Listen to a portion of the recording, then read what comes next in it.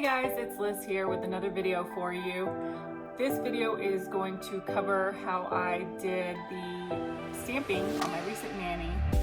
This stamping is a little different because it's got large negative spaces, so you need a little bit different approach than you would with the stamping art that just has the thin lines. So stick around, I'll give you a few pointers on how to get a good stamp. So the plate that I'm using for this is a Finger Angel plate that I got off of Amazon. I do tend to prefer my Maniology plates. They're a little bit better quality, but I didn't have a pattern that I liked on my Maniology plates. I wanted more of a checkered or a plaid pattern, and I just haven't gotten any from Maniology just yet. So I decided to use this one, and it does have deeper grooves, so I wanted to make sure that I painted all of it. And this card that I'm using is a lot thicker. Sometimes using the flexible cards, it can kind of dip into those grooves. So I used that thicker card so I wouldn't scrape out that polish. When you are placing it on there, I rolled this one and I ended up kind of leaving a crack mark there. So I should have known better not to roll it like that. You really have to just push it down onto your fingers. So you might have to push it down a little bit hard, but that way it pushes down over the nail instead of breaking the image when you roll it, since it's all one large image.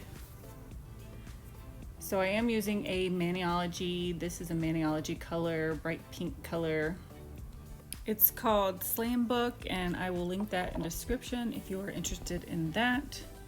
So when you're picking up the image, you want to be very gentle with your stamping. And I do kind of a stamp and roll method, but you can kind of play with it and find out what works for you.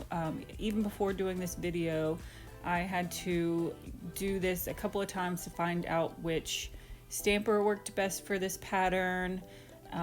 And I found that this ice cube picked up this checker pattern a lot better than any of my other stampers.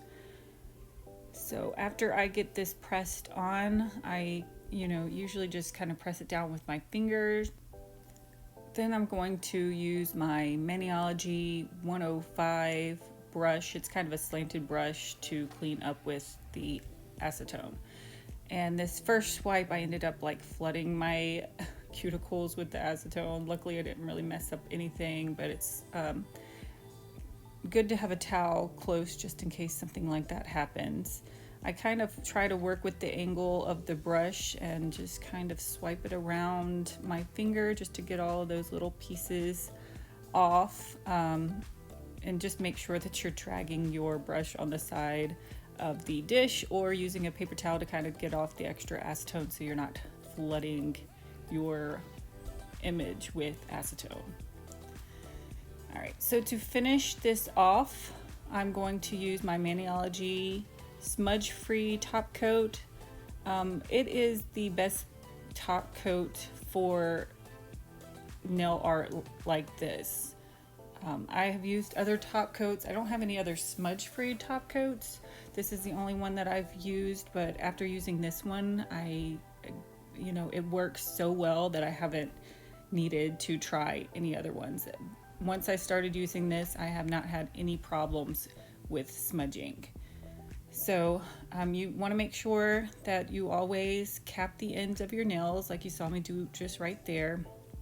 And right here, I'm just kind of showing you at what angle you want to use your brush. You don't want to use it at a 45-degree angle. You want it to be kind of parallel to your nail. You want to make sure that you have a good amount of top coat on your nail and use a very light touch. And that will help help it not to smudge as well. So that's about it for this video. I do have one more video in this series of videos that shows you how to take off artwork like this. So if you're interested in that, I will link that in the cards. Otherwise, thank you so much for watching this video, and we will see you next time.